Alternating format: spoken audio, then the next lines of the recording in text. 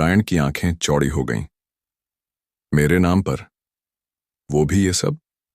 हम मिले सिर्फ एक दिन हुआ है रियो। तुम्हें मुझ पर इतना भरोसा कैसे हो सकता है? रियो ने गहरी सांस ली और हल्की मुस्कान के साथ कहा, अगर तुम चाहते तो अब तक मेरे पैसे का गलत इस्तेमाल कर सकते थे, लेकिन सच तो ये है कि तुम तो इस बंगले में भी नहीं आना चाहते थे। तुम्हें दौलत में कोई दिलचस्पी नहीं, और यही मेरी सबसे बड़ी गारंटी है। रायन अभी भी यकीन नहीं कर पा रहा था। फिर भी ये बहुत बड़ा फैसला है, रियो ने ठंडी आवाज में जवाब दिया। रायन, मैंने गरीब लोगों को करीब से देखा है, और मैंने अमीरी में धोखेबाजों को भी करीब से देखा है। तुम उनमें से नहीं हो। मुझे तुम पर भरोसा है।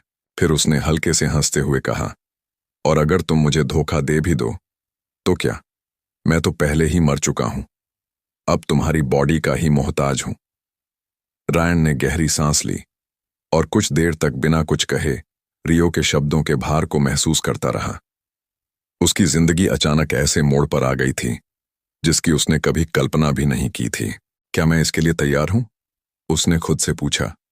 रियो की आत्मा ने जवाब दिया, वक्त आ गया है रायन, अब फैसला तुम्हें करना है। रायन के हाथों में अब भी वो दस्तावेज थे, लेकिन उसका दिमाग कहीं और था।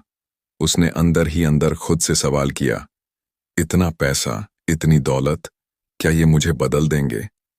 क्या मैं रियो का भरोसा तोड़ दूंगा? वो उलझन में था, लेकिन तभी रियो की आवाज उसके दिमाग में गूंज उठी। रायन, क्या तुम जिंदगी भर गरीबी में ही रहना चाहते हो?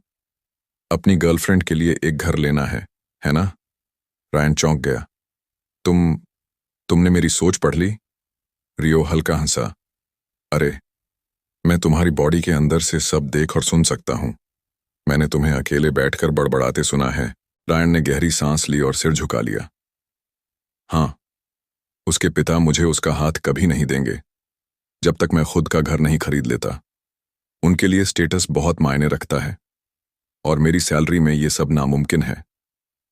रियो ने मुस्कुराकर कहा, तो फिर ये तुम्हारा मौका है रायन। मेरे पास सब कुछ था, लेकिन मैंने अपने सबसे जरूरी रिश्तों को खो दिया। मैं नहीं चाहता कि तुम्हारे साथ भी ऐसा हो। रायन ने घबराकर कहा, पर मैं तो एक दुकान तक ठीक से नहीं चला पाता, इतनी बड़ी कंपनी कैसे संभालूंगा? रियो ठाका मारकर हंसा। इसलिए तो मैं हूं ना।